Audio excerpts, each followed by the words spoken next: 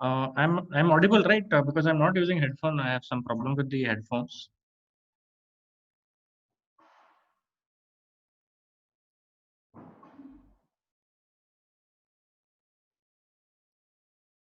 Hello. Audible, sir. Yeah, a screen is visible. Yes, sir, visible. Yes, sir. Yeah. So today is the first class, and as per VTU's guidelines, it is mentioned that up to September, it will be sorry, up to next month it will be in this form only, and later let's see. Let's hope that we all shall meet and have classes by the physical presence. Okay.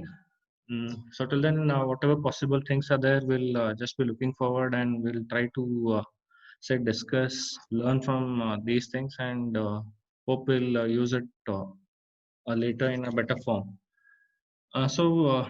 Digital signal processing, the algorithms and the architecture, with subject code is 17EC 751.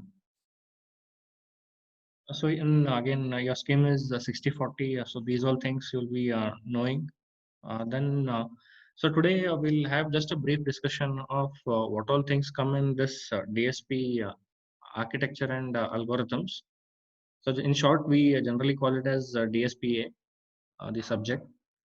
So in this one, we come across with many terminologies what you have already discussed in your previous semesters.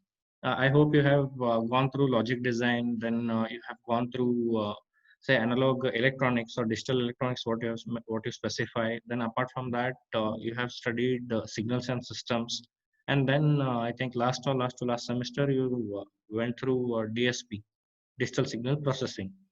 So now what we'll be doing is correlating those things and looking forward for some algorithms and architectures which will be useful for those analysis, that is digital signal processing aspects. So in that, the first thing what we come across is the module 1, which specifies introduction to digital signal processing. So can anyone just tell me what have you understood from the subject DSP? One of you can just mention it. I'll not be taking names. You can come in and you can have a discussion. Okay.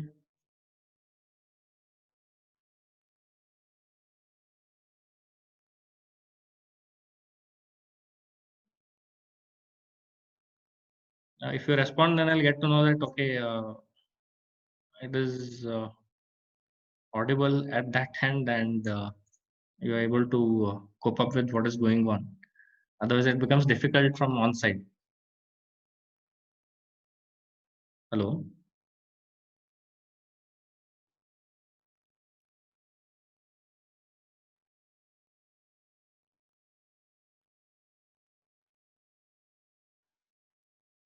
Anyone? Just whether it is correct, wrong, that is not the matter. So you have gone through DSP. So what did you come to know from that subject? So what do you mean by DSP? What happens in those things?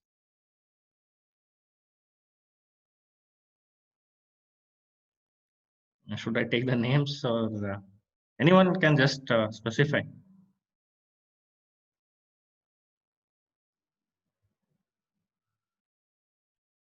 Hmm? Sri Vallabh can just unmute and just tell something.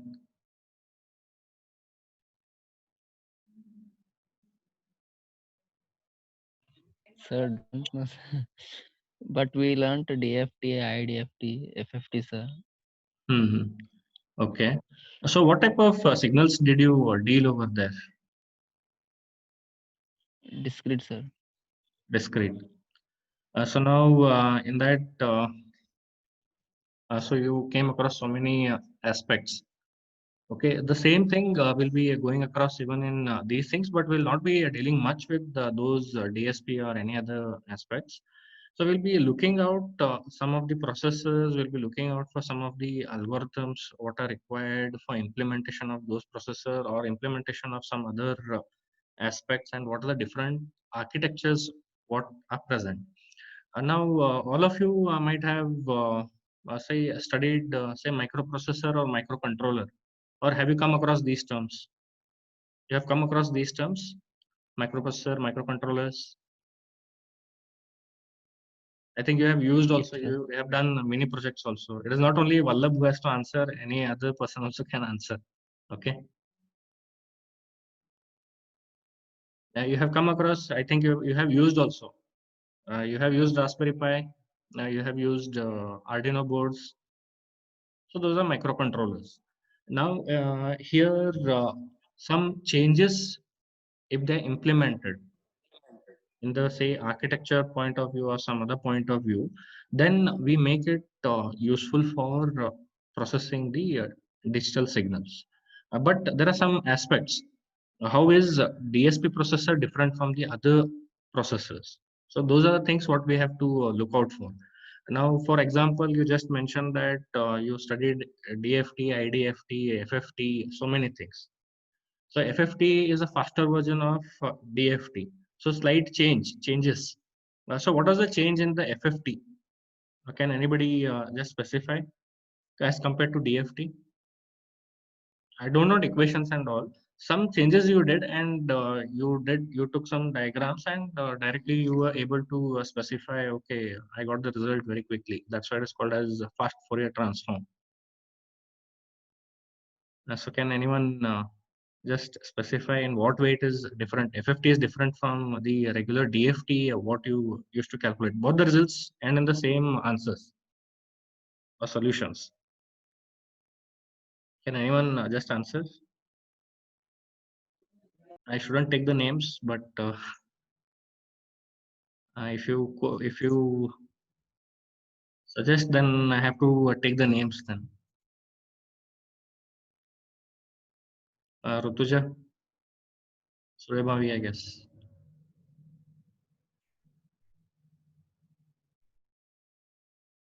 Or anybody who knows the answer can tell it. Rutuja, you're there?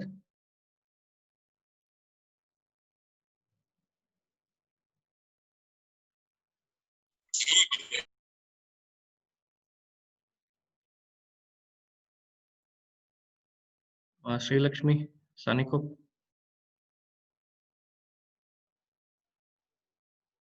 What is the difference in the FFT and DFT? So you did some, you drew some lines, and then you say interlink those lines, and you did something, right?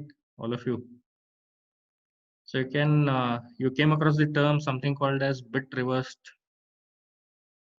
Have you come across these terms? Yes, no, one of you.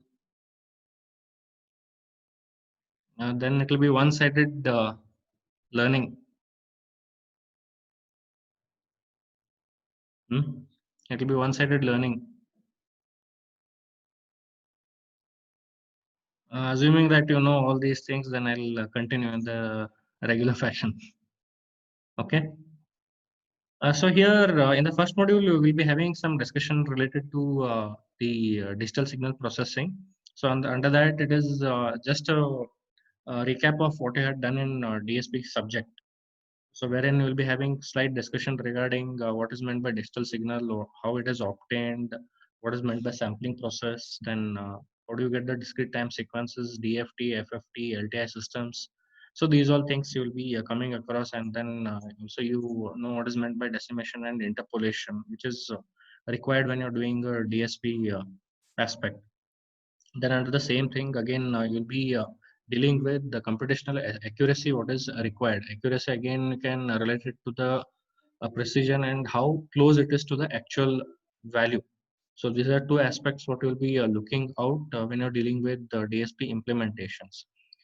And now in this again, you have different aspects. That is what are the number formats you'll be following in these, and what are the coefficients which will be utilized in the DSP systems.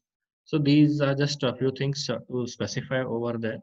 Then in module 2, you'll be looking into programmable digital signal processing devices, its main architecture. So in that, as I specified in FFT, you had some bit reversed aspect, so which helped us to obtain the results of DFT instead of putting all the terms in the equation and then obtaining it. So we did some bit reverse operation and then we obtained the results in a much quicker way.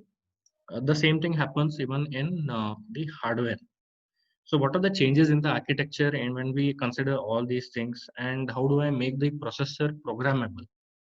So those are the aspects what we can look out for in these cases. Then what are the issues which come in when we are dealing with these aspects? So how it will be useful. So these are things what we'll be dealing in the second module, and third module we will be dealing with one of the specific processors which is specified as TMS 320.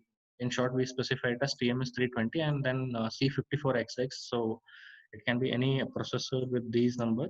So we'll be looking into its architecture, its say configuration as such, what all it contains. So those what is the ALU requirement, how it is done, what are the registers which are used. So these all things will be dealing in these aspects. Then apart from that, how pipelining operation also is achieved. So that is what you are looking out for. Then in fourth module, you'll be looking at some implementation of few algorithms. So in that again, FIR and IR filters already you have done. Then interpolation, decimation also you had gone through. The same algorithm implementation we can just check out with some examples. And what is meant by Q notation, so which is one of the important aspects in DSP. Then along with that, we'll be looking forward with the implementation of the FFT algorithms. So how that implementation goes ahead, and what are the challenges which we can look out and how we can overcome. So as I just mentioned that you had gone through bit reversed addressing or indexing what we specify, then how it can be achieved in actual hardware. So that is what they are looking out for. Then in last module, we'll be dealing with say interfacing aspects and how we can go ahead with IO peripherals. Then we look forward for interfacing aspects of the and applications of the DSP processors. So in this one, what we are looking out is how we can access the signals from the real-time systems, or it may be a system which has recorded something and it presents the signal in the analog form, and then how that signal has to be processed. Now, since we have to deal with digital, we have to do some thing called as sampling and quantization, so which deals with that. So if I have to take that data from the external, then I should be knowing how interfacing has to be done with the DSP processors. Then if interrupts come in or if any direct memory access has to be done, how it has to be configured. So these all things will be dealing. So these are the things what we'll be looking out for, and apart from that, we'll be looking out for some examples of biotelemetry, speech processing, and image processing. So these are the things what we'll be looking out for. So these are the five modules which come in. Then we have one textbook which is required for this subject is Digital Signal Processing by Avtar Singh and S. Srinivasan. So this book is sufficient for this entire subject. So that is more than sufficient. So you can refer to this book and refer to this book, and you can go ahead. And subject is not vast. It is pretty good enough, and concepts are also good enough, since I assume that you have already gone through DSP and signals and systems. So those wherever possible we'll be discussing those things, and the subject is not as hard as say DSP or signals and systems. So it is simple, just a conceptual applications and discussions what we'll be having in these cases. So any thing from your end? Anything from your end? Anyone? Hello? Hello?